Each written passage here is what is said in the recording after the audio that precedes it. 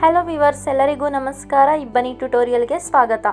ಕರ್ನಾಟಕ ರಾಜ್ಯ ಮುಕ್ತ ವಿಶ್ವವಿದ್ಯಾನಿಲಯ ಮುಕ್ತ ಗಂಗೋತ್ರಿ ಮೈಸೂರು ಅಂದರೆ KSOUನಲ್ಲಿ ಯಾರು ಸ್ನಾತಕ ಮತ್ತು ಸ್ನಾತಕೋತ್ತರ ಪದವಿಗಳಿಗೆ ಪ್ರವೇಶಾತಿಯನ್ನು ಪಡೆದಿದ್ದೀರಾ, ಇವರಿಗೆ ಮೊದಲನೇ ಸೆಮಿಸ್ಟರ್ನ ಶುಲ್ಕವನ್ನು ಪಾವತಿ ಮಾಡೋದಕ್ಕೆ ಕೊನೆಯ ದಿನಾಂಕ ಇಂದು ಅಂದರೆ 7ನೇ ತಾರೀಕು ಫೆಬ್ರವರಿ ಕೊನೆಯ ದಿನಾಂಕವಾಗಿರುತ್ತೆ. ಇವತ್ತು ನಗದು ರಹಿತವಾಗಿ ಪರೀಕ್ಷಾ ಶುಲ್ಕವನ್ನು ಕಟ್ಟೋದಕ್ಕೆ ಕೊನೆಯ ದಿನಾಂಕವಾದರೆ 17ನೇ ತಾರೀಕು ಫೆಬ್ರವರಿ ಇದು ನಗದು ಸಹಿತವಾಗಿ ಅಂದರೆ 200 ರೂಪಾಯಿಗಳು ಹೆಚ್ಚಿನ ದಂಡವೊಂದಿಗೆ ಪರೀಕ್ಷಾ ಶುಲ್ಕವನ್ನು ತುಂಬೋದು ಕೊನೆಯ ದಿನಾಂಕ ಆಗಿದೆ.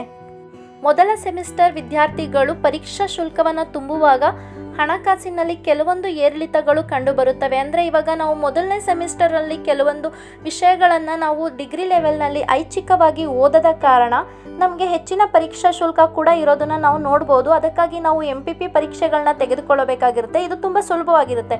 ಇದ್ರ ಬಗ್ಗೆ ನೀವು ಆತಂಕ ಪಡದೆ ನೀವು ಸುಲಭವಾಗಿ ನೀವು ಆರಾಮಾಗಿ ಪರೀಕ್ಷಾ ಶುಲ್ಕವನ್ನು ತುಂಬಿ.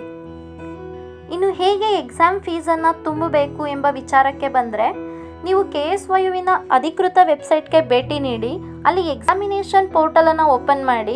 ಅದಾದ ನಂತರ ನೀವು ಅಲ್ಲಿ ಕಾಣುವಂತಹ ಮೊದಲನೇ ಆಪ್ಷನ್ ಅಂತಂದರೆ ಜುಲೈ ಆವೃತ್ತಿಯ ಎಕ್ಸಾಮ್ ಪೇಮೆಂಟ್ನ ನೀವು ಕ್ಲಿಕ್ ಮಾಡಿದ್ರೆ ಒಂದು ಪೇಜ್ ಓಪನ್ ಆಗುತ್ತೆ. ಅಲ್ಲಿ ರೋಲ್ ನಂಬರನ್ನು ಕೇಳುತ್ತೆ.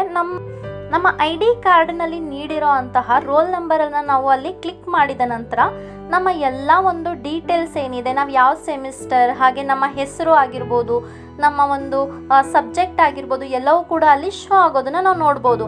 ಹಾಗೆ ಸ್ಕ್ರೋಲ್ ಮಾಡಿ ಕೆಳಗಡೆ ಬಂದರೆ ಅಲ್ಲಿ ನಾವು ತೆಗೆದುಕೊಂಡಂತಹ ಐಚ್ಛಿಕ ವಿಷಯ ಆಗಿರ್ಬೋದು. ಇವಾಗ ನಾನು ಕನ್ನಡ ಸಬ್ಜೆಕ್ಟನ್ನು ತೊಗೊಂಡ್ರೆ ಕನ್ನಡ ಸಬ್ಜೆಕ್ಟಲ್ಲಿ ಇರುವಂತಹ 5 ವಿಷಯಗಳ ಜೊತೆಗೆ ಮತ್ತು ಇನ್ನೂ ಒಂದು ನಾವು ಆಪ್ಷನಲ್ ಸಬ್ಜೆಕ್ಟನ್ನು ಯಾವ್ದು ತೊಗೊಂಡಿದ್ದೀವಿ ಅದನ್ನು ನಾವು ಕ್ಲಿಕ್ ಮಾಡಬೇಕಾಗುತ್ತೆ.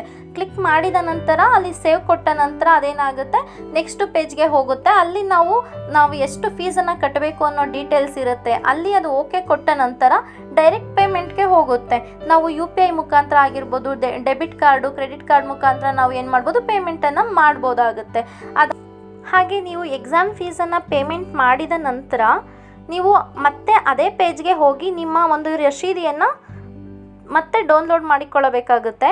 ಡೌನ್ಲೋಡ್ ಮಾಡಿದ ರಶೀದಿಯನ್ನು ನೀವು KSOUಗೆ ಕಳಿಸೋವಂತಹ ಅವಶ್ಯಕತೆಗಳಿಲ್ಲ. ಹಾಗೆ ಯಾವುದೇ ಗ್ರೂಪ್ಗೆ ಹಾಕುವಂಥ ಅವಶ್ಯಕತೆ ಇಲ್ಲ, ನಿಮ್ಮ ಹತ್ರನೇ ಇಟ್ಕೊಳ್ಳಿ ಅಂತ ಹೇಳ್ತಾ, ಇನ್ನೂ ಯಾರ್ಯಾರು ಇನ್ನೂ ಪೇಮೆಂಟನ್ನು ಮಾಡಿಲ್ವೋ ಅವರೆಲ್ಲರೂ ಕೂಡ ಪೇಮೆಂಟ್ ಮಾಡಿ ಅಂತ ಹೇಳ್ತಾ ನನ್ನ ಈ ವಿಡಿಯೋನ ಮುಕ್ತಾಯ ಮಾಡ್ತೀನಿ. ಈ ವಿಡಿಯೋ ನಿಮಗೆ ಇಷ್ಟ ಆಗಿದ್ರೆ ಲೈಕ್ ಮಾಡಿ, ಸಬ್ಸ್ಕ್ರೈಬ್ ಮಾಡಿ ಹಾಗೂ ಶೇರ್ ಮಾಡಿ. Thank you.